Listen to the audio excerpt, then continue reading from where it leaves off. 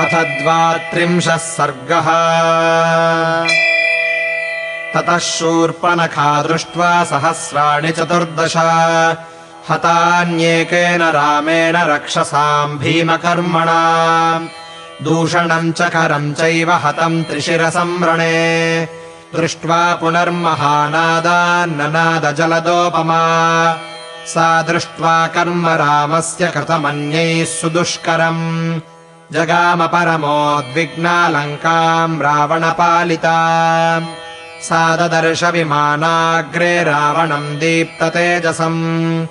उपोपविष्टम् सचिवैर्मरुद्भिरिव वासवम् आसीनम् सूर्यसङ्काशे काञ्चने परमासने रुक्मवेगिगतम् प्राज्यम् ज्वलन्तमिव पावकम् देवगन्धर्वभूतानाम् ऋषीणाम् च महात्मनाम् अजेयम् समरे घोरम् व्याप्ताननमिवान्तकम् देवासुरविमर्देषु वज्राशनिकृतव्रणम् ऐरावतविषाणाग्रैरुत्कृष्टकिणवक्षसम् 20 दशग्रीवम् दर्शनीयपरिच्छदम् विशालवक्षसम् वीरम् राजलक्षणलक्षितम् नद्धवैदूर्यसङ्काशम् तप्तकाञ्चनभूषणम् सुभुजम् शुक्लदशनम् महास्यम् पर्वतोपमम्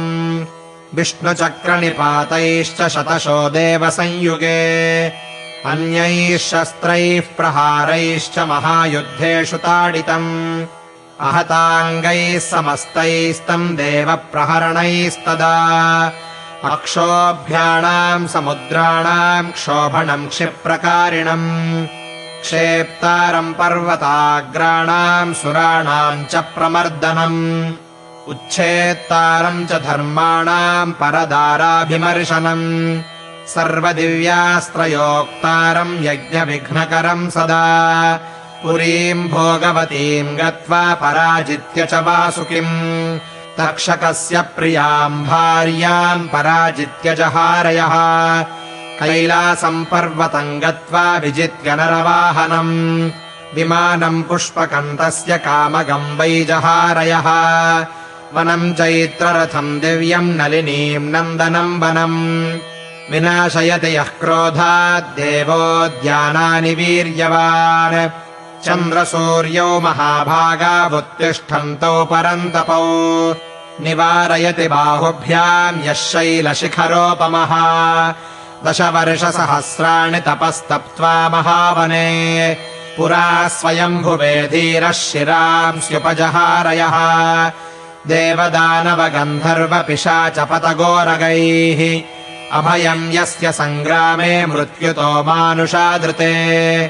मन्त्रैरभिष्टुतम् पुण्यमध्वरेषु द्विजातिभिः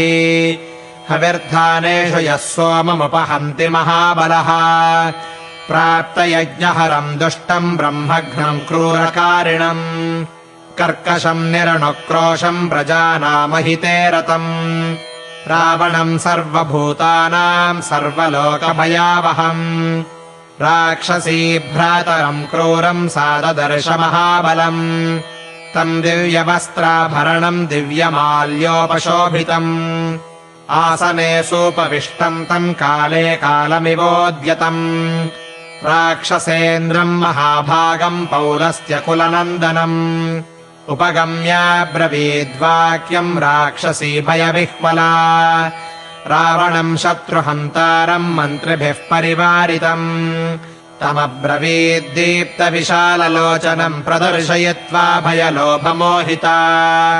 सुदारुणम् वाक्यमभीतचारिणी महात्मना शूर्पणखा विरूपिता। इत्यार्षे श्रीमद् रामायणे वाल्मीकीये आदिकाव्ये अरण्यकाण्डे 32 सर्गः।